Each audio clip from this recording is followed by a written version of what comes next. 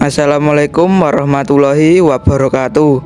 Perkenalkan, nama saya Bagus Hermawan. Saya adalah salah satu siswa dari SMP Negeri 7 Buru kelas 9A. Di sini saya akan membacakan cerpen yang berjudul Hadiah untuk Alin, karya Hanik Alina. Andre tak pernah mengira pertemuanku dengan Alin sore itu mengantarku pada suatu pemahaman hakiki tentang agama yang selama ini dianggap sebagai agama teroris. Andre memandang gadis yang duduk di meja seberang. Ia yakin sekali gadis itu adalah gadis yang bertabrakan dengannya saat pertama kali menginjakkan kaki ke kampus ini. Dia yang menunjukkan ruang administrasi pertolongan yang sangat tepat sebelum registrasi mahasiswa ditutup. Ya, hari itu hari terakhir registrasi.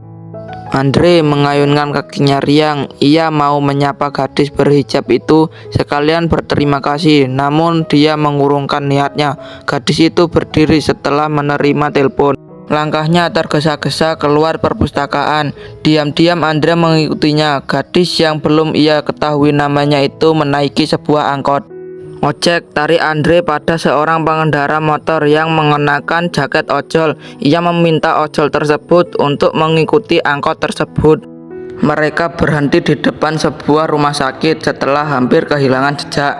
Setelah dari meja resepsionis, ia berjalan cepat menelusuri lorong dan kini mereka sampai di depan ruang IGD. Andre menjaga jarak aman dengan gadis di depannya.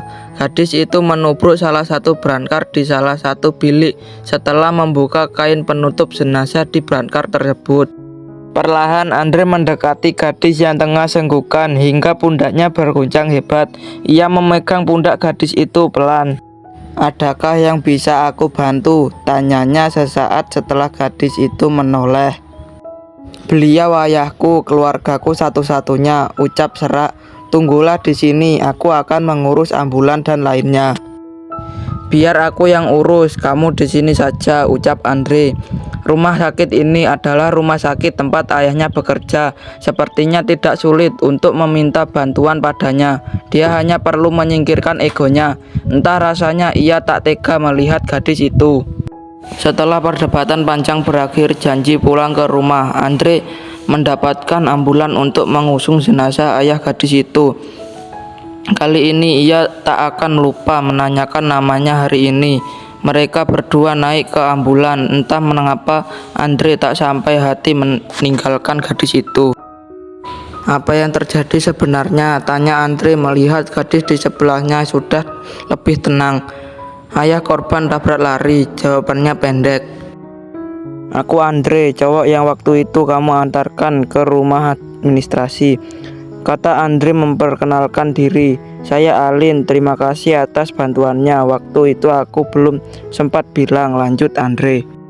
"Terima kasih juga, hari ini kamu telah banyak membantu saya," balasannya. Keduanya diam hingga sampai di depan rumah. Sederhana, terbuat dari papan namun asri. Dengan bantuan para tetangga, pemakaman ayah Alin berjalan dengan lancar. Andre masih belum mau pergi dari rumah Alin. Gadis itu benar-benar sendirian, tidak ada sanak famili dan kerabatnya.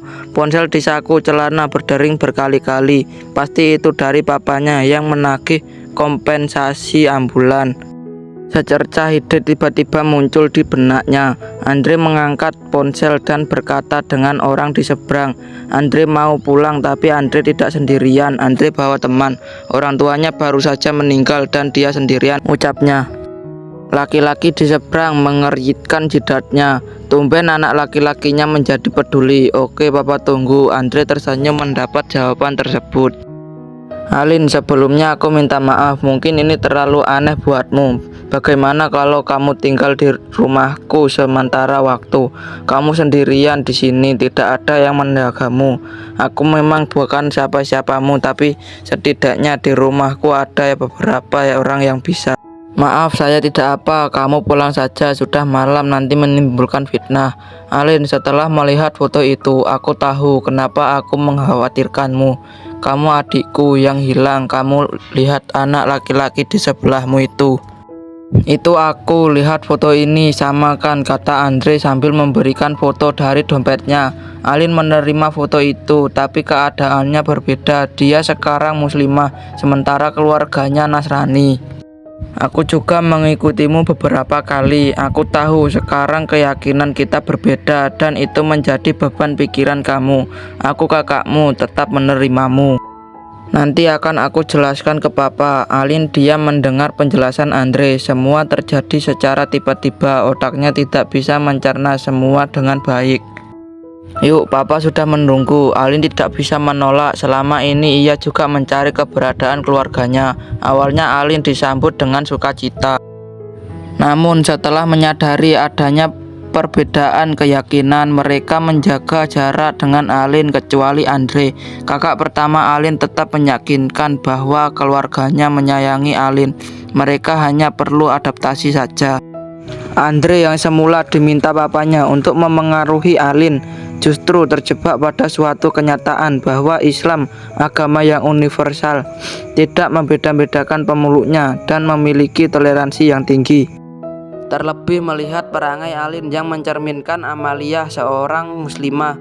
Tak hanya itu, mereka sering terlibat perdebatan sengit yang tentunya tidak bisa dibantah oleh Andre. Hingga suatu hari akalnya menerima logika sederhana tentang konsep ketuhanan dalam Islam dari surat Al-Ikhlas. Logikanya tidak bisa membantah dan ia memutuskan untuk bersyahadat tanpa sepengetahuan orang tuanya. Jamaah masjid di kampus mereka saksi Andre menjadi seorang mualaf. Perubahan perilaku Andre akhirnya menarik perhatian papa dan anggota keluarga lainnya. Dalam pandangan mereka, Andre lebih pandai mengendalikan marah dan yang paling mencolok, dia tak pernah lagi pulang malam dalam keadaan mabuk. Tanpa sengaja papa dan mamanya mengetahui Andre telah menjadi mualaf. Hal itu tentunya membuat papa dan mamanya kecewa. Namun mereka tak berdaya. Andre membuat logika mereka berhenti, yang membenarkan setiap penjelasannya tentang keesaan Allah. Tepat pada hari ulang tahunnya yang ke-20, papa dan mama mereka menyampaikan niat mereka untuk menjadi mualaf. Alin bersujud, tiada lagi penghalang antara ia dan keluarganya. Sekian cerpen dari saya. Apabila ada salah kata ataupun hal-hal yang kurang berkenan, saya mohon maaf. Saya akhiri. Wassalamualaikum warahmatullahi wabarakatuh.